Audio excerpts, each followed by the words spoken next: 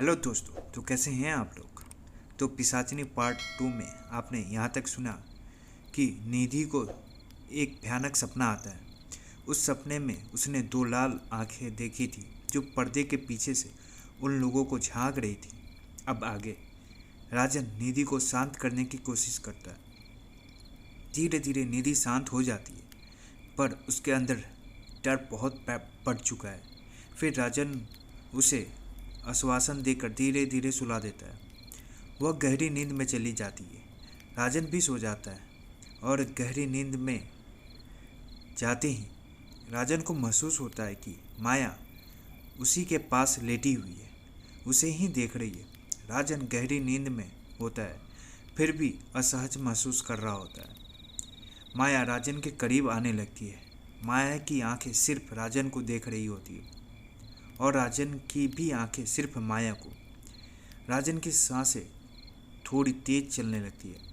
राजन को पसीना आने लगता है। माया राजन के करीब आ जाती है। अब माया राजन के इतने करीब थी कि वो दोनों एक दूसरे की सांसों की गर्माहट को महसूस कर रहे थे। और आज राजन को कुछ अजीब आवाज़ भी आ रही थी। यह कोई सामान्य आवाज़ नहीं थी। माया के मुंह से आवाज़ आ रही थी, और आवाज़ भी ऐसी जैसे कि उसे कुछ ऐसा मिल गया हो जिसे वह कब से पाना चाहती हो। आज उनकी मन की तृप्ति होने वाली हो। राजन नींद से उठना चाह रहा था, पर न जाने क्यों उठ नहीं पा रहा था। माया उसके और करीब आ जाती है। माया की सांस अब राजन के गर्दन के पास महसूस होने लगती है। माया गर्दन पर हाथ फेरकर अपने होठों को राजन के गले पे रख देती है। जब माया ने अपने होठों को राजन के गर्दन से हटाया तो राजन की नींद टूट गई। राजन बहुत असहज लग रहा था, पसीने से भींगा हुआ था। उसकी सांसें तेज चल रही थी। उसके अपने गर्दन पर कुछ दर्द भी महसूस हो रहा था। राजन का हाथ अपने गले पर चला जाता है। उसने वापस अपने हाथ को देखा तो उस पर हल्का सा खून लगा हुआ था। राजन यह देखकर डर जाता है। राजन एक झटके में उठा और लाइट जलाकर शीशे में अपने को देखने लगा। राजन ने देखा कि उसके गर्दन पर एक घाव बना हुआ है। उसे जलन भी महसूस हो रही थी। राजन मन ही मन सोचने लगा कि ये घाव उसे कहाँ से लग गई। उसे कोई चोट नहीं लगी थी और ये घाव उसे कल से महसूस हो रहा था, पर यह घाव कल इतना नहीं था। अचानक यह घाव आज इतना ज़्यादा कैसे बढ़ गया। राजन को थोड़ी देर में राजन को अपना सपना याद आया कि माया उसके करीब आई थी। उसके गर्दन पर इसी जगह उसने अपने होठ को रखा था। राजन बहुत सोच में पड़ गया और सोचने लगा, क्या पीहू सही कह रही थी? क्या माया एक सामान्य मनुष्य जैसी नहीं है? क्या वह हम लोग जैसी नहीं है? माया कुछ अलग है? क्या वह मनुष्य ही नहीं, या फिर मनुष्य है तो काला जादू इस्तेमाल तो नहीं करती? राजन अपने विचारों में उलझा हुआ था। उसने देखा कि निधि की सांसें तेज चल रही है। उसे पसीना आ रहा है। निधि को देखकर यह आभास हो रहा था कि निधि कोई भयानक सपना देख रही है। राजन ने निधि को झंझोर कर तुरंत नींद से उठा दिया। निधि की सांसें और तेज चलने लगी और अचानक फिर एक चीख के साथ निधि का नींद टूट गया। निधि हाँफ रही थी। उसकी सांसें बहुत तेज चल रही थी। उसके चेहरे पर डर की लकीरें साफ दिख रही थी। निधि की आंखों में डर समाया हुआ था। निधि राजन को देख रही थी। उसके चेहरे पर डर को राजन अच्छी तरह से भांप गया था। राजन ने कुछ पूछने से पहले निधि को शांत करने की कोशिश की। राजन को यह बात याद थी कि निधि गर्भ से है और इस तरह का सपना देखना उसके बच्चे के लिए और निधि के लिए हानिकारक है। निधि के शांत हो जाने के बाद राजन ने उससे पूछा कि निधि, क्या हुआ था? तुमने ऐसा क्या देख लिया था? यह प्रश्न सुनते ही निधि ने राजन को गले से लगा लिया। अब भी निधि पूरी तरह शांत नहीं हुई थी। कुछ समय बीतने के बाद निधि शांत हुई। तब उसने राजन को बताना शुरू किया कि उसने सपने में क्या देखा था। निधि राजन से कहती, मैंने सपने में देखा कि एक अंधेरा कमरा है, उसमें एक लड़की बैठी हुई है। मैं उससे पूछ रही हूँ, कौन हो तुम, कौन हो तुम? पर वह कोई जवाब नहीं दे रही थी। कुछ समय के बाद कुछ खाने की आवाज़ आ रही थी। बड़ी अजीब सी आवाज़ थी। बहुत बदबू भी आ रही थी, जैसे खून हो। इसलिए मैंने आगे जाकर देखा। सपने में भी मुझे लग रहा था जैसे वह सब कुछ मेरे सामने हो रहा हो। राजन ने निधि को शांत किया और पूछा, आगे क्या हुआ? निधि ने बताना शुरू किया कि आगे उसने देखा कि वह उसकी तरफ बढ़ रही थी, तो लड़की उसकी तरफ मुड़ी। उसकी आंखें एकदम काली थी, गहरी काली अमावस्या की तरह। आंखों में जैसी पुतली ही न थी, पूरी आंखें काली थी। होठों पर लाल लाल खून लगा हुआ था, जो उसके होठों से टपक रहा था। उसके दांतों पर खून लगा हुआ था। उसकी आंखों में कुछ काली स्याही जैसी गिरी हुई थी। काले घने बाल उसके हवा में लहरा रहे थे। उसके एक हाथ में एक बच्चा का धड़ और दूसरे हाथ में बच्चे का सर था, और वह उस बच्चे को चबा चबा कर खा रही थी। राजन को यह सब सुनकर बहुत अजीब भी लग रहा था, क्योंकि राजन को भी अजीब व गरीब सपने आ रहे थे जब से वह इस घर में आया था। राजन ने निधि से पूछा कि उसने जिस लड़की को देखा वह माया जैसी दिखती थी जिससे वह बात कर रही थी। निधि, नहीं, वह मिसेज माया नहीं थी, वह कोई और ही थी। उसे मैंने आज तक नहीं देखा। राजन के मुंह से पीहू का नाम निकल गया।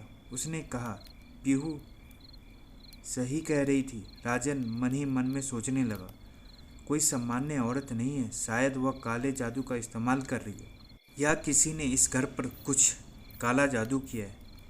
जब से आया हूँ यहाँ सुकून की रात नहीं बीती। पीहू का नाम सुनकर निधि ने राजन से पूछा, पीहू कौन है? राजन ने यही बताया, हमारे पड़ोसी है, मिस्टर एंड मिसेज खुराना, उन्हीं की बेटी। निधि मन ही मन में सोचने लगी, राजन किसके बारे में बात कर रहे हैं? कौन मिस्टर एंड मिसेज खुराना? उनकी बेटी पीहू कौन है? अब तक मैंने उससे मिला ही नहीं। राजन और निधि दोनों की आंखों में अब नींद जा चुकी थी। आंखों से निधि भी सुबह सुबह फ्रेश होकर अपने काम में लग जाती है। इधर राजन ने भी अपने ऑफिस जाने के लिए तैयारी कर ली। नाश्ता कर राजन ऑफिस चला गया। निधि घर पर अकेली रह गई। माँ तो साथ है पर बुजुर्ग है। निधि सारा घर का काम करके फुर्सत में बैठी हुई थी कि अचानक दरवाजे की घंटी बजी। निधि ने दरवाज़ा खोला तो देखा सामने मिसेज माया खड़ी थी। निधि, अरे आप माया जी, आइए आइए, मैं अभी अकेले बैठे बैठे बोर हो रही थी।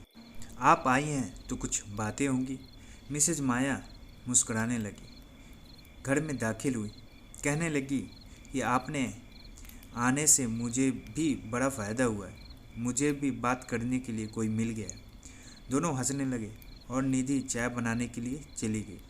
निधि चाय बनाकर आई तो दोनों की बातें शुरू हो गई। निधि, हम तो यहाँ पर नए नए हैं, आपको यहाँ आए हुए कितना वक्त हो गया? मुझे करीब 2 साल हो गया। माया, निधि, काफ़ी वक्त हो गया आपको यहाँ। आपके हस्बैंड कहाँ हैं और वह क्या करते हैं? माया, मेरे पति भी मेरी तरह ही पैरानॉर्मल एक्सपर्ट हैं। हम लोग कुछ इस तरह की जगह पर जाते हैं जहाँ पर थोड़ी सी भी अफवाह सुनने को मिले। निधि, इसका मतलब आपने इस जगह पर भी कुछ सुना है? आपके पति कहाँ हैं? माया, मेरे पति को भानगढ़ पर डॉक्यूमेंट्री बनाने का ऑफ़र आया है तो वो वहाँ चले गए हैं। उन्होंने कहा कि भानगढ़ बहुत बड़ी जगह है और इससे अच्छा ऑफ़र उन्हें नहीं मिल सकता।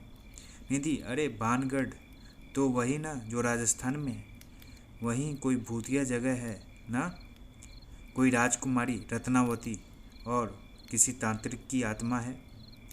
माया, सुनने में तो यही आता है, पर सच क्या है ये नहीं पता। वहाँ पर एक बोर्ड लगा हुआ है कि शाम के वक्त वहाँ रुकना मना है। सुबह से शाम तक आप वहाँ घूम सकते हैं, लेकिन सूरज उगने से लेकर सूरज ढलने तक बस। उसके बाद वहाँ पर कोई आपकी जिम्मेदारी नहीं लेता। वहाँ रुकना भी एक क्राइम जैसा है। निधि रोमांचित होते हुए कहती है कि सुनने में तो बड़ा अच्छा लग रहा है। आप लोग को डर नहीं लगता?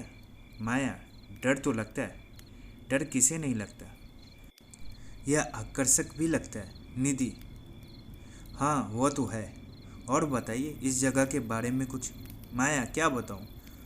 और ज़्यादा कुछ तो मैं भी नहीं जानती, ना ही बहुत ज़्यादा यहाँ पर घूमी हूँ। मेरे आने के कुछ ही महीने बाद इन्हें वो ऑफ़र आ गया था और यह चले गए। यहाँ पर मेरे भी काम बहुत है, तो बहुत ज़्यादा समय नहीं मिलता बाहर घूमने फिरने का। यहाँ के बारे में बहुत ज़्यादा कुछ नहीं जानती हूँ। निधि, हाँ अच्छा, एक बात बताइए, हमारे बगल में कोई पीहू नाम की लड़की रहती है, आप उसे जानते हैं?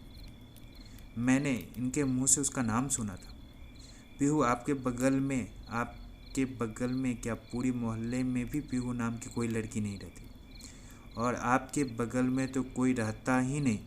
आपके बगल वाला घर में तो कब से सूना पड़ा हुआ है, वहाँ हमेशा ताला लगा रहता है। निधि, अच्छा तो ये किस पीहू के बारे में बात कर रही? ये तो यही कह रहे थे कि हमारे बगल में रहती है। कुछ देर बात करने के बाद माया वहाँ से चली गई। निधि काम करके और अपनी माँ के साथ समय बिताकर निधि को पता ही नहीं चला कब शाम हो गई। राजन के घर आने का समय हो गया था। राजन के आने से कुछ देर पहले निधि ने राजन के लिए नाश्ता तैयार किया, चाय बनाकर रख दी। राजन उतने ही में आ जाता है और सब बैठ के नाश्ता करने लगते हैं और चाय पीने लगते हैं। आपस में कुछ बातें होने लगी। बातों बातों में निधि ने राजन को बताया कि माया जी आई थी। हम दोनों के बीच काफ़ी बातें हुई। माया का नाम सुनते ही राजन को मन ही मन में गुस्सा आया, पर उसने अपने चेहरे पर यह बात जाहिर न होने दी। मन ही मन सोचने लगा, क्या चाहती है माया जी, क्यों पीछे पड़े हैं हम लोगों के? राजन ने इतना ये सब मन में चल ही रहा था। निधि को एहसास न होने दिया, मुस्कुराकर निधि को देखने लगा। कुछ समय बीतने के बाद निधि ने राजन से कहा कि मैं कुछ देर में आ रही। निधि से पूछा, वो कहाँ जा रही है? निधि ने कहा, माया जी अपना कुछ सामान भूल गई, वह उनको लौटाने जा रही हूँ। और वह मुस्कुरा कर चली गई। राजन निधि को रोकना चाह रहा था, पर न जाने क्यों रोक ना पाया। वह निधि को माया जी के घर में जाते हुए देख रहा था। निधि ने दरवाजे की घंटी बजाई। माया जी ने मुस्कुराते हुए दरवाज़ा खोला। अरे निधि जी, आप आई हैं, आइए आइए। निधि माया के घर में दाखिल हो जाती है। देखती है कि माया के घर में काफ़ी अंधेरा है। मोमबत्तियाँ जल रही हैं। भगवान की तस्वीरें रखी हुई हैं। कई सारे किताबें रखी हुई हैं। घर सलीके से रखा हुआ और सजा हुआ है। निधि के मुंह से निकल जाता है, आपका घर तो बहुत खूबसूरत है माया जी। माया ने मुस्कुराकर धन्यवाद कहा। माया, बैठिए निधि जी। निधि बैठ जाती है और माया को उसका सामान दे देती है। दोनों में बातें होने लगती है। कुछ देर बाद बात होने के बाद निधि से कहती है कि बुरा मत मानिएगा, पर मुझे लगता है अब आपको घर जाना चाहिए। काफ़ी देर हो रही है और शाम का वक्त यहाँ पर सही नहीं है। निधि माया की बात से सहमत हो जाती है और अपने घर के लिए निकल जाती है। राजन घर पर ही इधर उधर बेचैन हो रहा था। अब तक 3 घंटे हो गए थे, काफ़ी अंधेरा हो गया था। राजन माया के घर की तरफ चल देता है और फिर क्या होता है उसके लिए आपको अगले एपिसोड का इंतज़ार करना पड़ेगा और लाइक कमेंट सब्सक्राइब करना ना भूलें।